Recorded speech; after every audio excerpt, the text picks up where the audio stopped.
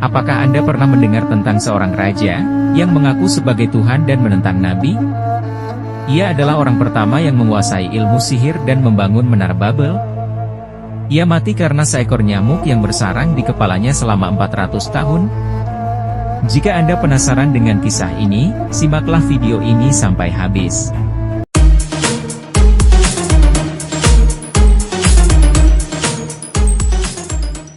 Raja Namrud adalah seorang raja yang berkuasa di zaman Nabi Ibrahim. Ia adalah yang paling pertama menguasai ilmu sihir dan membangun menara Babel, sebuah menara yang sangat-sangat tinggi, sampai-sampai nyentuh langit. Ia juga dengan sombongnya mengaku sebagai Tuhan dan menyuruh rakyatnya yang nyenggoh untuk menyembahnya. Ia sangat membenci Nabi Ibrahim, karena tidak mau menyembahnya malah menyembah Allah yang Maha Esa dan mengajak rakyatnya untuk meninggalkan penyembahan berhala. Suatu hari yang cerah dan indah, Raja Namrud memanggil Nabi Ibrahim ke istananya dan menantangnya berdebat tentang keberadaan Allah.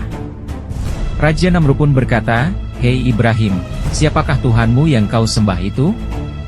Nabi Ibrahim menjawab, "Tuhan saya adalah Allah, yang menciptakan langit dan bumi, yang menghidupkan dan mematikan, yang berkuasa atas segala sesuatu." Dengan sombongnya Raja Namrud tertawa dan berkata, "Aku juga bisa menghidupkan dan mematikan." Lalu Namrud mempraktekannya, "Lihatlah, ini adalah dua orang tawanan yang akan kuhukum mati. Aku akan membebaskan salah satunya dan membunuh yang lainnya. Bukankah itu berarti aku juga bisa menghidupkan dan mematikan?" Nabi Ibrahim tidak terpengaruh oleh perkataan Raja Namrud. Ia berkata, "Allah adalah yang menaikkan matahari dari timur dan menurunkannya di barat. Jika engkau Tuhan, coba naikkan matahari dari barat dan turunkan di timur." Raja Namrud terdiam kehabisan akal dan tidak bisa menjawab. Ia merasa sangat malu dan marah. Lalu Namrud memerintahkan tentaranya untuk menangkap Nabi Ibrahim dan membawanya ke tempat pembakaran. Ia ingin membakar Nabi Ibrahim hidup-hidup sebagai hukuman atas keberaniannya menentangnya. Tentara Raja Namrud menumpuk kayu-kayu kering dan menyalakan api yang sangat besar. Api itu berkobar-kobar dan menyala terang. Raja Namrud dan rakyatnya berkumpul di tempat pembakaran untuk menyaksikan Nabi Ibrahim dihukum.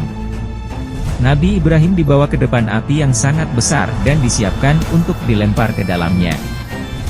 Nabi Ibrahim tidak takut sama sekali. Ia hanya berdoa kepada Allah dan berserah diri kepadanya. Ia berkata, "Cukuplah Allah menjadi pelindungku dan penolongku." Allah mendengar doa Nabi Ibrahim dan melindungi hambanya yang saleh itu. Allah memerintahkan api untuk menjadi dingin dan aman bagi Nabi Ibrahim.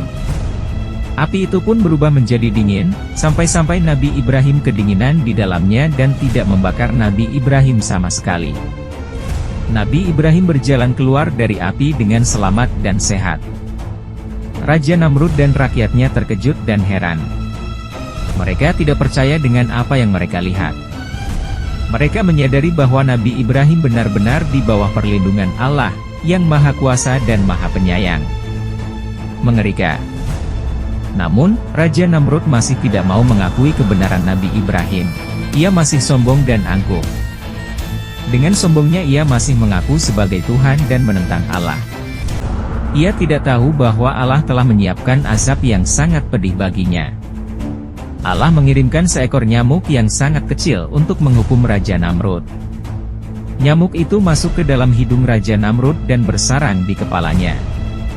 Nyamuk itu menggigit-gigit otak Raja Namrud dan menyebabkan rasa sakit yang luar biasa. Raja Namrud tidak bisa tidur, tidak bisa makan, tidak bisa berpikir, tidak bisa berbuat apa-apa. Ia hanya bisa merintih dan menjerit kesakitan. Raja Namrud mencoba berbagai cara untuk mengusir nyamuk itu dari kepalanya. Ia meminta bantuan dokter-dokter terbaik di kerajaannya. Ia memakai obat-obatan dan ramuan-ramuan. Ia bahkan memerintahkan tentaranya untuk memukul-mukul kepalanya dengan tongkat-tongkat. Namun, semua itu tidak ada gunanya. Nyamuk itu tetap bersarang di kepalanya dan tidak mau keluar. Raja Namrud menderita kesakitan selama 400 tahun. Ia tidak bisa mati dan tidak bisa hidup. Ia hanya bisa menanggung azab yang sangat mengerikan. Akhirnya, Raja Namrud tewas dengan cara yang sangat hina. Ia mati karena seekor kutu yang menggigit nyamuk yang bersarang di kepalanya. Kutu itu membuat nyamuk itu meledak dan menghancurkan otak Raja Namrud. Raja Namrud pun tewas seketika. Ia tewas tanpa meninggalkan jejak yang baik. Ia tewas sebagai orang yang kafir dan zalim. Ia tewas sebagai musuh Allah dan nabinya. Ia tewas sebagai contoh bagi orang-orang yang sombong dan angkuh. Semoga kita dapat mengambil pelajaran dari kisah ini dan tidak mengikuti jejaknya. Amin. Itulah kisah Raja Namrud, yang menjadi contoh bagi orang-orang yang sombong dan angkuh. Semoga kita dapat mengambil pelajaran dari kisah ini dan tidak mengikuti jejaknya. Jangan lupa subscribe channel ini agar tidak ketinggalan video-video menarik lainnya. Terima kasih sudah menonton dan sampai jumpa di video berikutnya.